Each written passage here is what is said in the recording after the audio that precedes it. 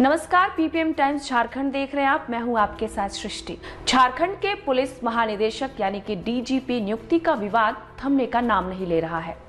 Bharatiya Janata party यानी कि भाजपा के प्रदेश अध्यक्ष बाबूलाल मरांडी के आरोपों पर झारखंड मुक्ति मोर्चा यानी कि झामुमो के प्रवक्ता सुप्रियो भट्टाचार्य ने पलटवार किया था। उन्होंने कहा था कि कई राज्यों की नीतियों का अध्ययन करने के बाद राज्य मंत्रिपरिषद ने एक निर्णय लिया था और उसी के आलोक में डीजीपी की नियुक्ति हुई थी।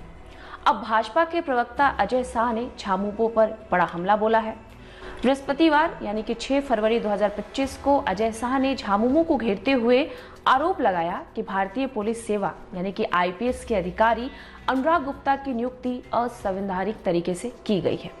उन्होंने सत्ताधारी दल जेएमएम के प्रवक्ता पर तथ्यहीन और गोल-मटोल जवाब देने का आरोप लगाया। उन्होंने कहा कि व्यक्तिगत टिप्पणी छोड़कर सरकार सभी मुद्दों पर बात करे।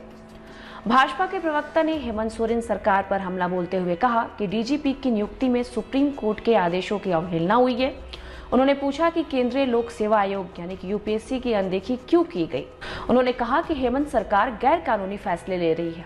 अजय शाह भाजपा कार्यालय में प्रेस कॉन्फ्रेंस को संबोधित कर रहे थे। उन्होंने कहा कि भाजपा ने झारखंड के डीजीपी की नियुक्ति में हुई गड़बड़ी का जवाब देने के बजाय झामुमो के प्रवक्ता बाबूलाल मरांडी पर व्यक्तिगत टिप्पणी किया है। अजय शाह ने कहा है कि झामुमो प्रवक्ता का बाबूलाल मरांडी पर कटाक्ष करना यह बताता है कि झामुमो ने भी इस सच्चाई को स्वीकार कर लिया है कि अनुराग गुप्ता की झारखंड के डीजीपी के रूप में नियुक्ति असंवैधानिक है।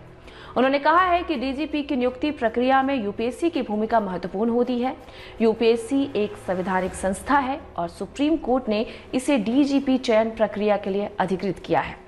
भाजपा प्रवक्ता ने जोर देकर कहा कि यूपीएससी के सदस्य को चयन पैनल में शामिल किए बिना डीजीपी की नियुक्ति संविधान का सीधा उल्लंघन है। प्रकाश सिंह केस में सुप्रीम कोर्ट ने साफ साफ कहा था कि डीजीपी की नियुक्ति केवल यूपीएससी पैनल की सिफारिशों के आधार पर ही होनी चाहिए।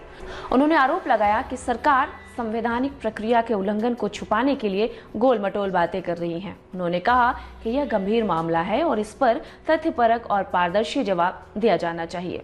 अजय शाह ने कहा कि डीजीपी की नियुक्ति के लिए सेवा विस्तार या सेवानिवृत्ति की आयु बढ़ाने की पूरी शक्ति केंद्र के पास है। हालांकि झामुमो प्रवक्ता ने इस महत्वपूर्ण मुद्दे पर कोई संतोषजनक जवाब नहीं दिया। इससे तो यही स्पष्ट होता है कि ये केवल तथ्यों को तोड़ मरोड़ कर जनता को गुमराह करने की कोशिश कर रहे हैं। भाजपा प्रवक्ता ने यह भी कहा कि भाजपा शासित राज्य मध्य प्रदेश, छत्तीसगढ़ और उत्तराखंड में हाल ही में डीजीपी की नियुक्ति सुप्रीम कोर्ट के दिशा निर्देशों के अनुरूप यूपीएससी पैनल के माध्यम से की गई। जेएमएम प्रवक्ता को उत्तर प्रदेश का ठीक से अध्ययन करना चाहिए। उत्तर प्रदेश सरकार ने नियम विरोधी डीजीपी की नियुक्ति नहीं की है।